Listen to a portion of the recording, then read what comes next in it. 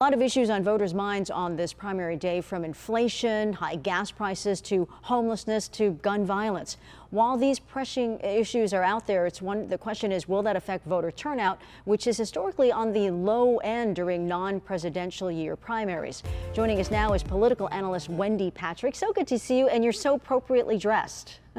Thank you very much. It's always a pleasure to talk about elections. Important day today. Yeah. So do you think these emotional issues leading up to today will motivate more people to get out and vote, otherwise who might not have gone out today?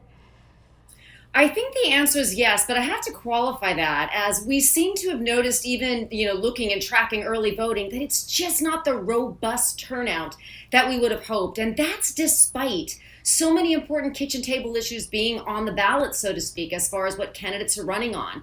Everything from homelessness to price at the pump, food and fuel. I mean, everybody drives and dines. We all care about some of the same things, but still we're not seeing the robust numbers that we had hoped.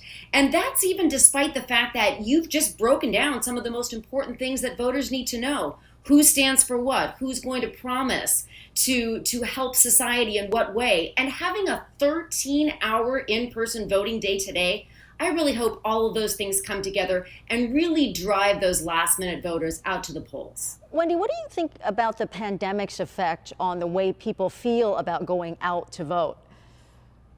Well, I think that, many of us grew up with the nostalgia of the neighborhood precinct. And so post-pandemic, a lot of us want to get back out there and participate in person in the process. But you also make a very good point, is that many have gotten into the habit of doing everything by mail, doing everything online.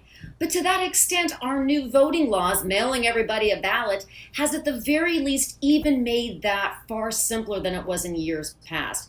I feel like we've gone to the extremes to make it possible for everybody to have a voice in the process, whether they want to go and participate in person, or whether, even if though it's post-pandemic, maybe in name only, they want to stay safe and just mail it in. So we are just hoping, even though, like you say, it's not the general election and it is a midterm year, that people still get out and participate in the process. Now, as you know, this is the first year that San Diego County is participating in the state's Voters' Choice Act. Do you anticipate seeing anything unusual with regard to demographics or the numbers this year compared to past years? I hope they're higher. I really hope they're higher. People are always saying, how do I fill out my ballot?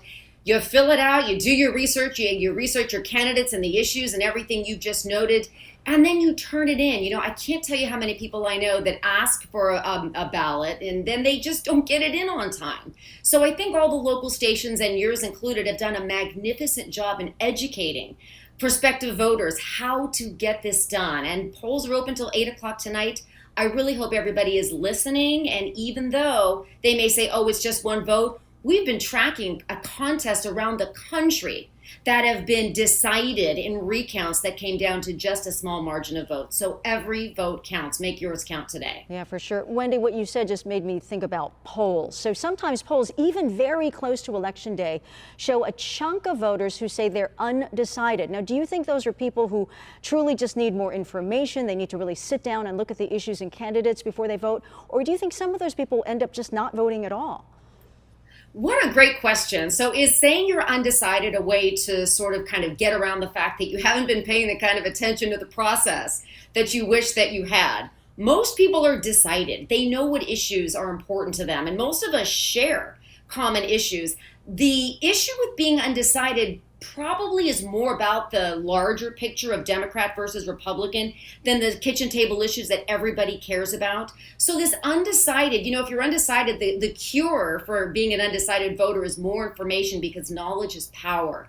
And I think we do a great job in making that information accessible. And I hope that people get their act together if they have, for whatever reason, missed the opportunity to vote in this election, and at the very least vote in the general. They still have more than 8 hours to get out to those 8 hours left today. Well That's said. right. Or That's to just right. get their ballot postmarked, right? Political analyst Wendy Patrick, thank you so much. Really appreciate talking to you. Thank you.